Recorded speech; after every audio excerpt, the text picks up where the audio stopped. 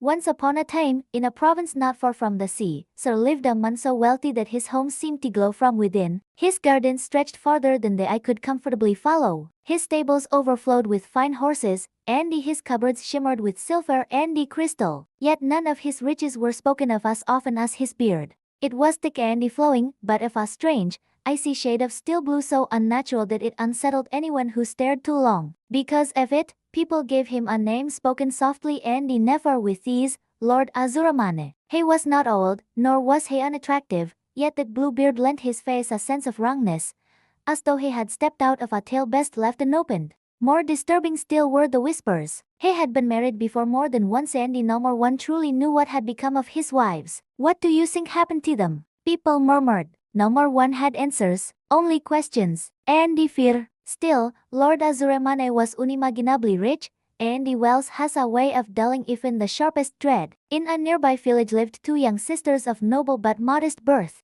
Azuremane began visiting them often, inviting the sisters and their mother to his country estate, a sprawling chehateo filled with silks, tapestries, and halls so vast they seemed built for kings. He hosted lavish banquets. Music shimmered through the night. Jewels, gowns, and laughter were offered as freely as wine. Yet the elder sister whispered, "He frightens me. That beard, it isn't natural." "It's not the beard," the younger replied quietly. "It's his smile." Still, curiosity and comfort are persuasive things. Azuremane's manners were gentle, his generosity dazzling, and in time, the younger sister whom he favored began to see less of the beard and more of the man. When he asked for her hand in marriage, she hesitated only long enough to satisfy politeness. "Will you honor me as my wife?" "Yes," she answered. The wedding was grand and golden. The village marveled at her fortune, though men whispered prayers beneath their breath. All sensed that beneath Azuremane's charm lay something dark and waiting. For several weeks,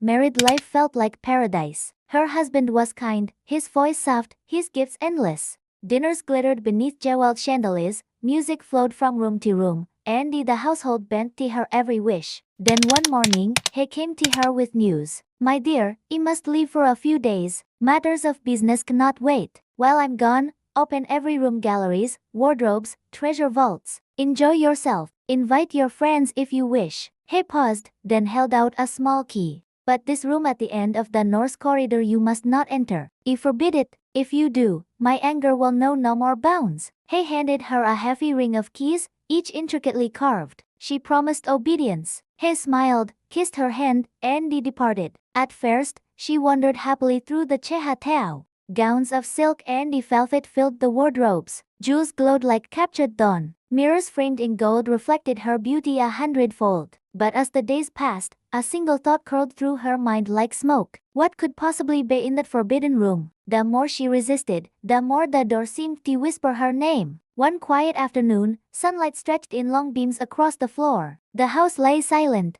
She took the small golden key and walked the north corridor. The final door was plain, almost forgotten. Her hand trembled as she turned the key. The door opened with a slow sigh. Inside lay horror beyond imagining. The floor was dark and slick. The walls were lined with the bodies of women, Azuremane's former wives, their silks stiff with dried blood. She dropped the key. It struck the stone and landed in a pool of red. When she lifted it again, the stain would not wash away. No more matter how she scrubbed or wept, it remained deep, accusing. That very evening, Lord Azuremane returned. She greeted him with a forced smile, praying he would not notice the missing shine of one small key. "You have been well, my dear," he sighed calmly. "May I have my keys?" She handed them over, her palms slick with sweat. His eyes fixed on the golden key. "Why is this key stained?" Her lips parted, but no more words came. His face hardened. "You entered the forbidden room. Forgive me," she sobbed. "It was only curiosity." "Prepare yourself," he sighed coldly. "You will die by morning." That night she lay trembling, the key clutched like a shard of guilt.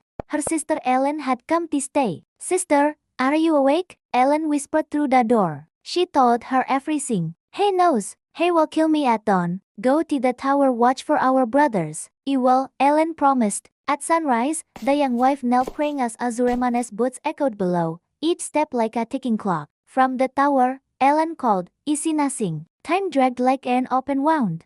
Then Azuremane thundered, "Wife, come down." Footsteps neared. "Isi dust," Ellen cried. "Something in the distance. Come down at once." He roared. Just one moment to pray, the wife begged. If you do not come, he will drag you by your hair. He struck the door. She fell sobbing, whispering one last prayer that her brother's horses would fly. Then Ellen's voice rang like a bell. They're coming. 2 riders, our brothers. At that instant, hooves thundered, gates crashed. Azuremane turned just as the brothers stormed in, swords drawn. The fight was short and fierce. Azuremane was strong, but rage and guilt made him clumsy. He fell first his blade, then his body, and finally his head, the blue beard still bright as frost. Silence followed. The young wife stood shaking, scarcely believing she lived. Her brothers embraced her. Ellen wept. Servants crept from hiding, whispering prayers. Azuremane was buried without ceremony. No more priest would speak his name. The vast estate passed to the woman who had dared open the forbidden door. For a time, she lived quietly, haunted by what she had seen.